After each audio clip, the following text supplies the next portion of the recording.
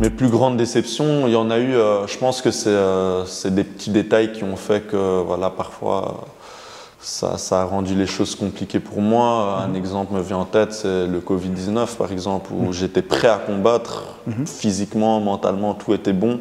Ouais. Et puis le Covid arrive, les salles ferment, donc là ça a été vraiment une question de détermination et de ne pas lâcher. Pour moi, il est important, quand il y a quelque chose de négatif qui se passe, c'est d'en tirer du positif. Il y en a peu qui auront le courage d'aller s'entraîner quand les salles sont fermées. Donc je me suis dit, ok, c'est le moment de prendre une longueur d'avance sur les autres. Et donc j'ai continué à m'entraîner seul pour la plupart du temps, à l'extérieur. Et en même temps, voilà, ça a renforcé mon caractère. Maintenant, une deuxième chose, c'est évidemment la structure, le manque de structure pour les boxeurs belges. On a énormément de talent, on manque de structure. Il est difficile pour nous d'aller travailler, de s'entraîner à côté parce que voilà, faire un combat, ça demande beaucoup de sacrifices, mais ce n'est pas la même chose de préparer un gros championnat ou un gros tournoi à l'étranger. Et donc, voilà, tu as une blessure, tu dois aller guérir, c'est des factures, c'est compliqué pour un boxeur de combiner les deux.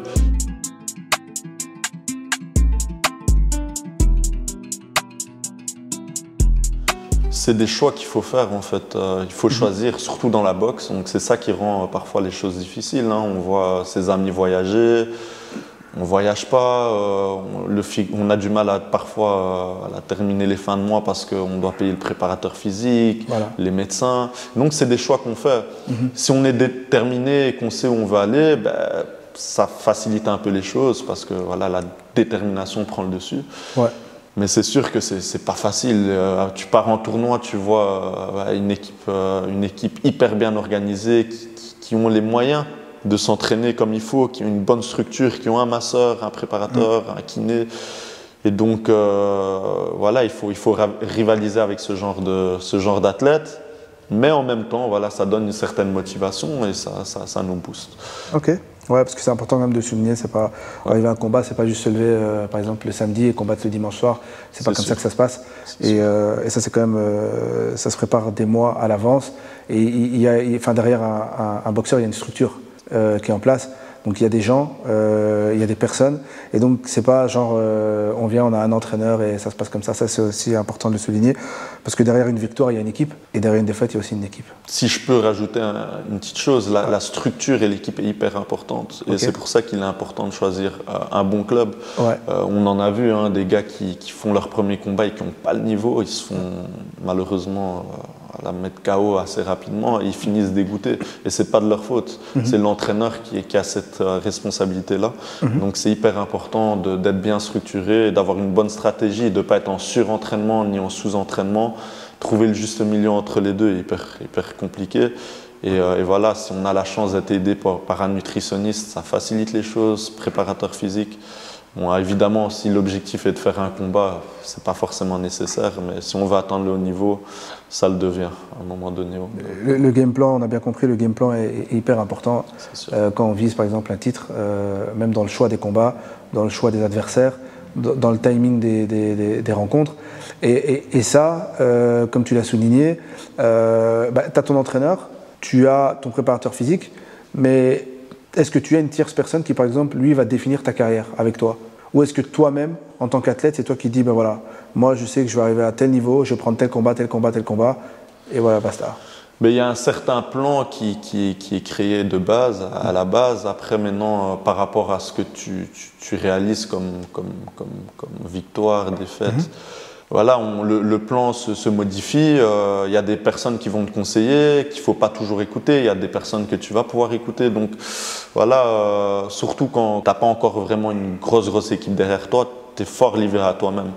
Donc voilà, il faut faire attention aussi à qui te donne des conseils.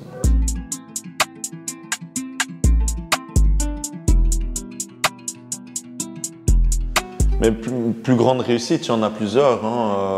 Il y a déjà le fait d'avoir, après une grosse blessure, pu reprendre un sport, même tout simplement reprendre un sport, pouvoir rebouger, parce qu'à l'époque, même courir était compliqué pour moi. Il n'y avait personne vraiment derrière moi pour m'aider. Aujourd'hui, avec les médecins, les préparateurs physiques, ça rend les choses plus faciles. À l'époque, je n'avais pas ça. Donc ça a été chercher à comment pouvoir me remettre sur pattes. Et puis voilà, mes premiers titres, mes combats. Et puis aussi le fait de, je dirais, jamais avoir raté un combat. J'ai perdu des combats, j'ai fait des erreurs durant mes combats, mais j'ai jamais perdu un combat par rapport à un manque de préparation, un manque de discipline. J'ai toujours réussi à pouvoir être bon le jour J, même si j'ai déjà perdu. Et c'est ce qui pour moi fait un grand athlète. C'est pas être bon un jour, c'est l'être, voilà, la constance en fait sur plusieurs. C'est ce qui fait une carrière. Ouais.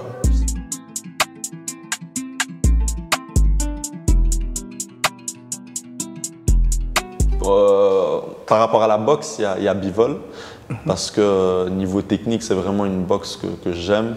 Et voilà, c'est une boxe que j'essaie de mettre en pratique. Maintenant, au niveau de la personnalité, il y a évidemment Ali qui me vient en tête, même s'il y a pas mal de choses que je n'aimais pas chez lui. Voilà, le fait qu'il s'est battu, qu'il est resté focus, motivé, atteindre ses objectifs, malgré le racisme, les gens qui ne croyaient pas en lui. Déjà ça c'est un exemple, et puis le fait de vouloir se battre pour certaines causes quitte à mettre sa carrière en péril, elles sont des choses qui motiveront les gens jusqu'à jamais, et même au-delà de la boxe en fait.